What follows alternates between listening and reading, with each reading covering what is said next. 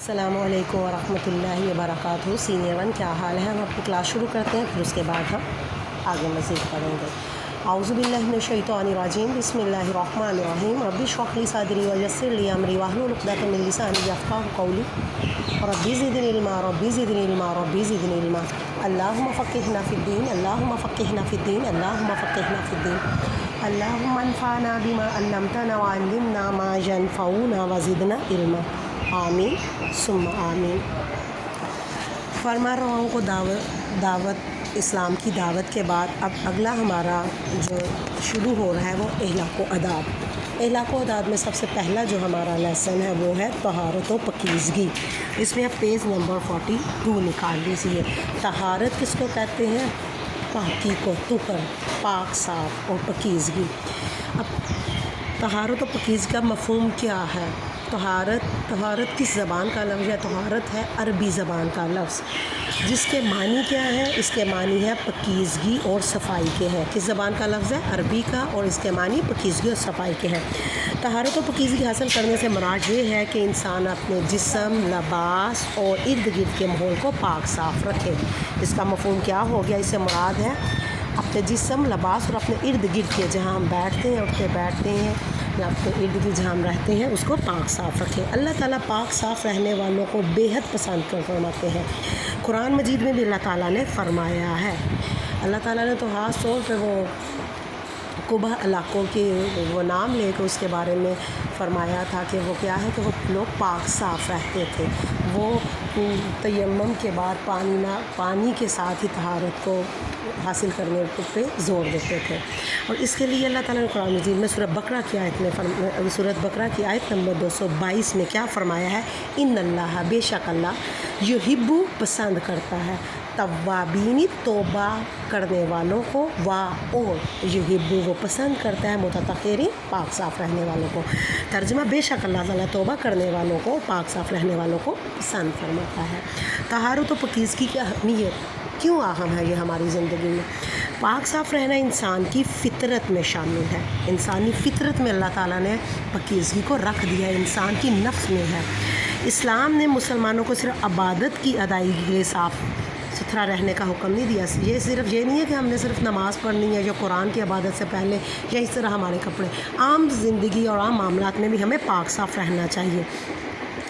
صفائی اور پاکیزگی کا اختیار کرنے کا سبق دیا ہے۔ ارشاد باری تعالیٰ ہے، سورہ مدثر کی آیت کیا ہے؟ وَسِیَابَ، سیابہ کا ہوتا ہے، سیاب کپڑوں کو کہتے ہیں، آپ کے، فَطَہِّرْ، بس آپ صلی اللہ علیہ وسلم اپنے کپڑوں کو پاک صاف رکھیں۔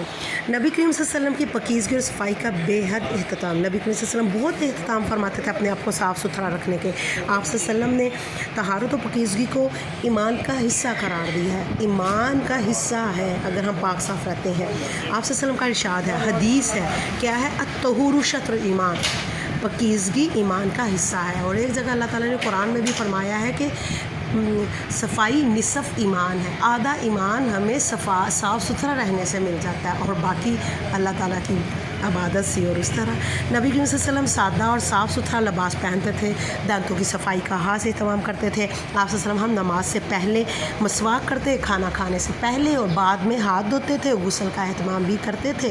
اپنی داڑھی اور سر کے بالوں کو بھی بڑا سنوار کے رکھتے تھے، یہ نہیں کہ داڑھی ہے اور اگر ہے تو بکھرے ہوئے بال ہیں، بڑا سنوار کے رکھتے تھے۔ آپ صلی اللہ علیہ وسلم تو جب کسی سفر میں جاتے تھے تو آپ صلی اللہ علیہ وسلم کی پاکٹ میں جو چیزیں ہوتی تھی جو آپ کے ساتھ، وہ کنگھی، شیشہ اور اس طرح مسواک اور سرما، یہ چیزیں آپ صلی اللہ علیہ وسلم کے پاس ہوتی تھی۔ آپ صلی اللہ علیہ وسلم ہر وقت باوضو رہتے تھے۔ ایک دفعہ آپ صلی اللہ علیہ وسلم کے پاس ایک شخص آیا، اس نے بڑے کپڑے گندے سے پہنے ہوئے تھے۔ آپ صلی اللہ علیہ وسلم سے دیکھا، فرمایا کہ کیا تم اپنے کپڑوں کو صاف نہیں رکھ سکتے؟ اور ایک دفعہ آپ صلی اللہ علیہ وسلم کی خدمت میں آئے، اس کے دانت بہت گندے تھے، پیلے تھے، اور آپ صلی اللہ علیہ وسلم نے اسے مسواک کرنے کی تلقین کی۔ آپ صلی اللہ علیہ وسلم نے مسلمانوں کو تاکید کی کہ وہ کوئی بدبودار چیز کھا کے مسجد میں نہ آئے، فار ایگزامپل لہسن اور اس طرح پیاز وغیرہ، کیونکہ اس سے دوسرے جو نمازی ان کو گن آتی ہے اور بدبو آتی ہے، جس کی وجہ سے لوگ کراہت محسوس کرتے ہیں۔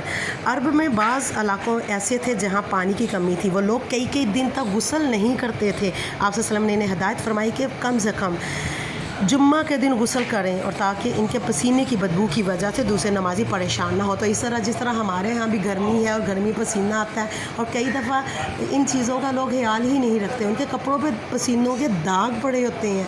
देखिए दूसरे नमाजियों को तो इससे गिन आती है। इस्लाम तो बड़ा अच्छा सा दीन है और अपने आप को पाक साफ़ रखने के बारे में कहता है। तहारत और पकीज़गी के फ़ायदे क्या होते हैं? इसके बहुत से फ़ायदे हैं। एक तो ये है कि अल्लाह ताला पसंद करते हैं, माशरे में लोग पसंद करते हैं। साफ़ सुथरा रहने वाला बीमारियों से महफूज रहता है। साफ़ सुथरे रहने वाले शख्स के ख्यालात भी पकीज़ा रहते हैं, उसकी इबादत भी कबूल होती है। साफ़ सुथरा रहने से इंसान थकन महसूस नहीं करता, अपने आप को कल्बी सुकून होता है और अपने आप को हल्का फुल्का सा महसूस करता है। साफ़ सुथरा इंसान, साफ़ सुथरा रहने वाला शख्स सेहतमंद ज़िंदगी गुजारता है। साफ़ सुथरा रहने वाला शख्स अपने गले महल और शहर की सफाई साफ़ सुथरा रखता है और आलूदगी से पाक रखता है। आपने इसे अच्छी तरह पढ़ लेना है और फिर बाद में हम इसकी मशक़ करेंगे। अल्लाह हाफ़िज़, फ़ी अमान अल्लाह, अपना ख्याल रखिएगा।